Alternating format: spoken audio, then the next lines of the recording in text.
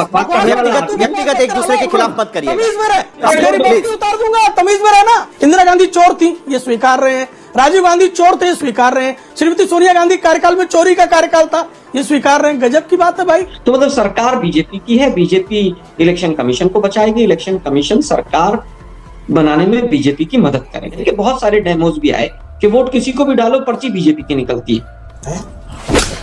जब से जो है बैलेट बॉक्स लूटने का अवसर कांग्रेस को नहीं मिल रहा है, तब से कांग्रेस जो है वो एक बार भी बहुमत पे लोकसभा में आ ही नहीं पाई। तो बूथ लूटने का अवसर ईवीएम आ जाने के कारण नहीं मिल रहा है। सर्वोच्च न्यायालय से बड़े हैं क्या? सर्वोच्च न्यायालय ने एसआईआर की प्रक्रिया के खिलाफ दायर याचिकाओं में बाकायदा यह कहा है कि एसआईआर की प्रक्रिया पूरी तरह से कानूनी और पूरी तरह से संवैधानिक है। दोस्तों स्वागत है आपका आज की एक और मजेदार वीडियो के अंदर। दोस्तों आज की इस वीडियो में हमें देखने को मिलने वाले हैं भारतीय जनता पार्टी के तरफ से प्रेम शुक्ला जी, जिन्होंने आज की इस वीडियो में कांग्रेस पार्टी के जाने माने प्रवक्ता आलोक शर्मा की काफ़ी तगड़ी वाली क्लास लगाई है। दोस्तों इस डिबेट में काफ़ी ज़्यादा मज़ा आने वाला है, तो आप लोग वीडियो को बिना स्किप किए हुए पूरी वीडियो को ज़रूर देखना। वीडियो पसंद आए तो वीडियो को लाइक ज़रूर करना। चैनल पर नए हो या फिर अभी तक चैनल को सब्सक्राइब नहीं किया है तो जल्दी से चैनल को सब्सक्राइब भी कर लो, क्योंकि यहाँ पर डेली ही ऐसे ही मज़ेदार डिबेट वीडियोज़ आने वाली हैं। तो हम मिलते हैं वीडियो के अंदर, तब तक आप वीडियो में बने रहिए। तो चलिए बिना वक्त ज़ाया किए इस वीडियो को करते हैं स्टार्ट। तो चलिए शुरू करते हैं। इलेक्शन कमीशन ही बीजेपी है, बीजेपी ही इलेक्शन कमीशन है। ये मुद्दा केवल वोट चोरी तक का नहीं है, पूरे लोकतंत्र को चोरी करने का है, सरकारों को चोरी करने का है। घुसपैठियों के नाम से शुरू हुए थे और सरकार बनाने पे इलेक्शन कमीशन ने अपना काम बंद कर दिया। और ये पूरा प्रूव होता है कि बीजेपी इलेक्शन कमीशन को बचाती है। अपने पिट्ठू अधिकारियों को जो गृह मंत्रालय में और तमाम जगह पर बिना रीढ़ की हड्डी के जो अधिकारी होते हैं उनको लेकर आते हैं। और ये हम नहीं कह रहे, वहां की जो इंटरनल चर्चाएं होती हैं उनको भी ओवर रूल कर दिया जाता है। सिद्धू साहब का जो वहां इलेक्शन कमिश्नर है उनका नोट देखा होगा। हम तो सोच रहे थे कि व्हाट्सएप पे यूनिवर्सिटियां ही चल रही हैं आजकल ज्ञान की, इलेक्शन कमीशन भी व्हाट्सएप पे चल रहा है। इंडियन एक्सप्रेस की पूरी खबर पूरे देश ने पढ़ी, आपने भी पढ़ी होगी। सिलेक्शन बीजेपी करेगी, फिर उसके बाद सीसीटीवी फुटेज इलेक्शन कमीशन नहीं देगा। 6 बजे के बाद 8-8, 10-10% वोट हो जाएगा। फिर मशीन रीडेबल जो फोटो आइडेंटिटी वाली जो वोटर लिस्ट है वो हम नहीं देंगे। फिर इनको सेफ्टी भी दी जाएगी कि इनके ऊपर कोई केस नहीं होगा। वो कौन करेगा? सरकार करेगी। तो मतलब सरकार बीजेपी की है, बीजेपी इलेक्शन कमीशन को बचाएगी, इलेक्शन कमीशन सरकार बनाने में बीजेपी की मदद करेगा। अरे बस कर, रुलाएगा क्या? अब बात आती है कि चुनाव सुधार पर चर्चा। इनमें 3 सवाल लिए आपने। पहला सवाल लिया, आज तक के दर्शक देख रहे होंगे कि भाई क्या केवल खाना पूर्ति है? मैं समझता हूं कि बिल्कुल जब सरकार फंस गई, जब 2 दिन तक पार्लियामेंट नहीं चली, सत्र नहीं चला, उसके बाद इनको मजबूरी में इसके ऊपर चर्चा करानी पड़ी। पहले एजेंडे में नहीं आई साहिल जी, किसी भी एजेंडे में पहले ये चीज नहीं थी। मजबूरी में चुनाव सुधार पर चर्चा करवा। दूसरा सवाल आपका था कि क्या बैलेट पेपर पर जाना चाहिए कि नहीं। उसका मैंने आपको पूरा सीधा बताया कि जो इलेक्ट्रॉनिक मशीन्स हैं उसमें टेम्परिंग करना बहुत इजी है। जिस तरह से आज वीवीपैट निकल रहा है, एक कमांड जाती है और कमांड के बाद वीवीपैट की पर्ची निकलती है। जब एक कमांड जा सकती है इलेक्ट्रॉनिक ईवीएम में, तो दूसरी कमांड भी जा सकती है।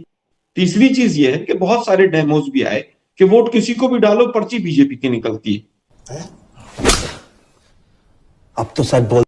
और खास तौर पर जहां पर डीएम और सीएम, मैं फिर रिपीट कर रहा हूं कि जिन राज्यों में डीएम और सीएम इनका है वहां पर कुछ भी हो सकता है, वहां पर ये कुछ भी करवा सकते हैं। कुल मिलाकर प्रेम शुक्ला जी, लंबी आरोपों की लिस्ट झड़ी यहां पर विपक्ष की तरफ से लगाई गई है। अगर मैं उसे संक्षेप में आपके सामने रखने की कोशिश करूं तो पहला आरोप है कि वोट काटे जा रहे हैं एसआईआर की प्रक्रिया के जरिए। दूसरा आरोप है कि विपक्ष की शिकायतों की अनदेखी चुनाव आयोग करता है और भारतीय जनता पार्टी उसमें शामिल है। चुनाव के दौरान पक्षपाती रवैया अपनाया जाता है। वोट गिनती के दौरान भी वोट चोरी की जाती है और चुनाव में फर्जी वोटिंग भी कराई जाती है। लंबी फहरिस्त है आरोपों की, एक के बाद एक। देखिए दरअसल जब से जो है बैलेट बॉक्स लूटने का अवसर कांग्रेस को नहीं मिल रहा है, तब से कांग्रेस जो है वो एक बार भी बहुमत पे लोकसभा में आ ही नहीं पाई।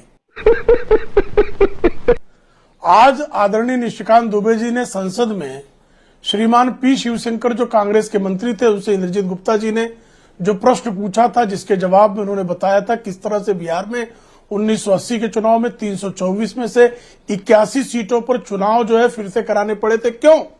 क्योंकि उन सारे जगहों पर बूथ लूट लिए गए थे, बैलेट बॉक्स लूट लिए गए थे। इतना ही नहीं, मोहनलाल सुखाड़िया इनके मुख्यमंत्री हुआ करते थे राजस्थान के, उनका चुनाव इसलिए रद्द हुआ था कि सारे बूथ लूट लिए गए थे। तो बूथ लूटने का अवसर ईवीएम आ जाने के कारण नहीं मिल रहा है।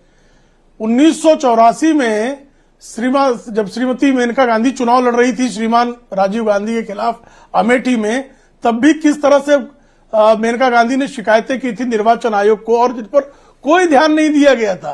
पूरी तरह से बूथ कब्जा करने का काम अमेठी में 1984 के चुनाव में हुआ था। ये श्रीमती मेनका गांधी का उस समय का आरोप था।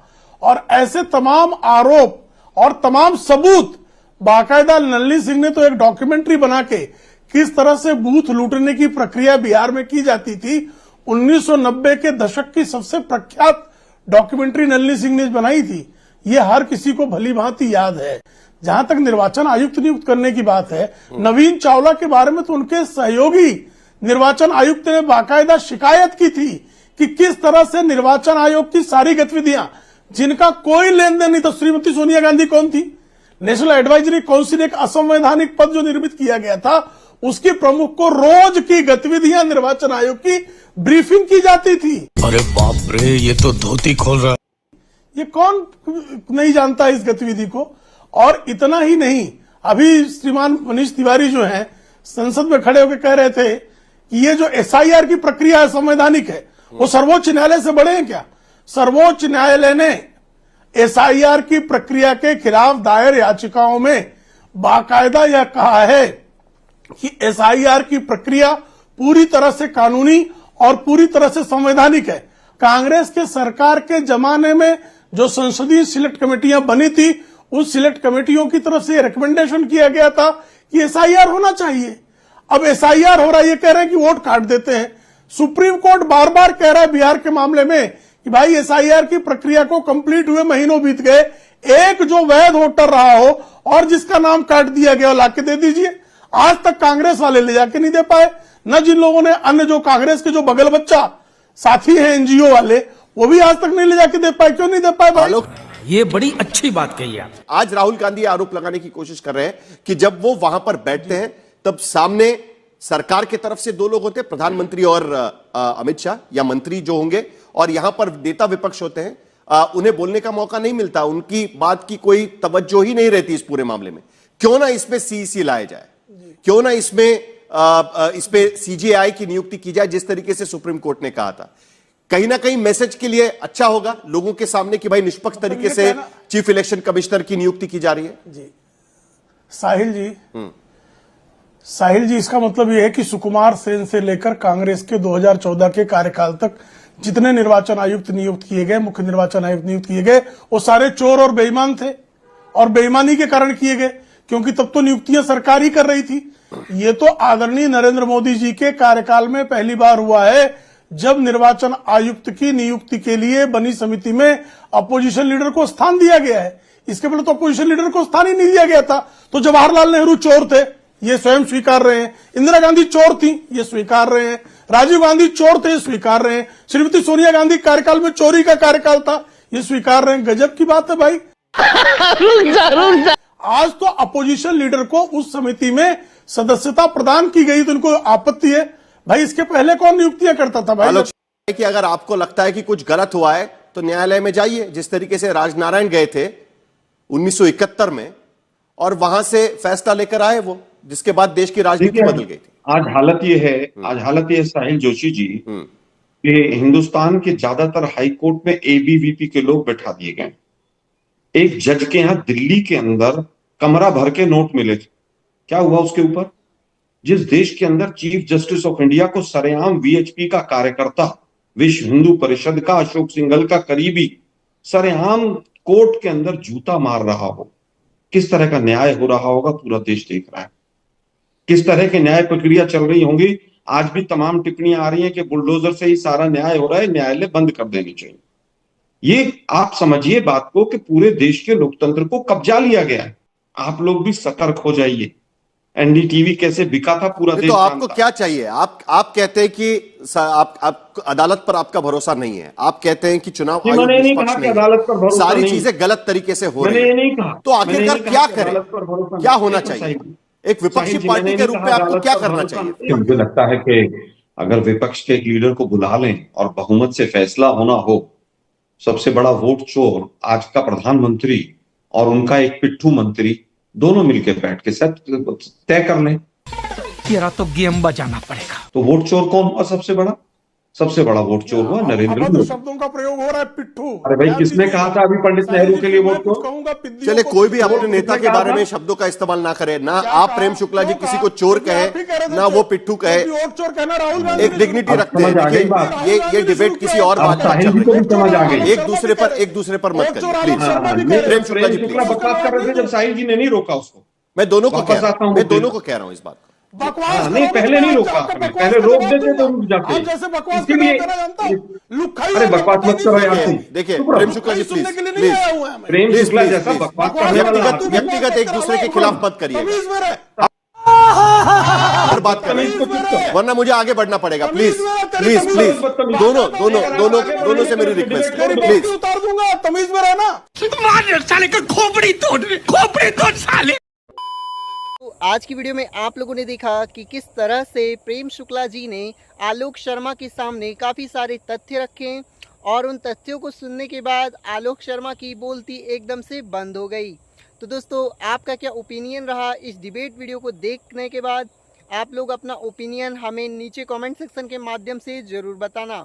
और दोस्तों, अगर आप लोगों ने अभी तक वीडियो को लाइक और चैनल को सब्सक्राइब नहीं किया है तो जल्दी से वीडियो को लाइक कर लो और चैनल को सब्सक्राइब कर लो। तो हम मिलते हैं किसी और ऐसी मज़ेदार वीडियो में। आज के लिए बस इतना ही। नमस्कार। खत्म। Bye bye, tata, goodbye, गया।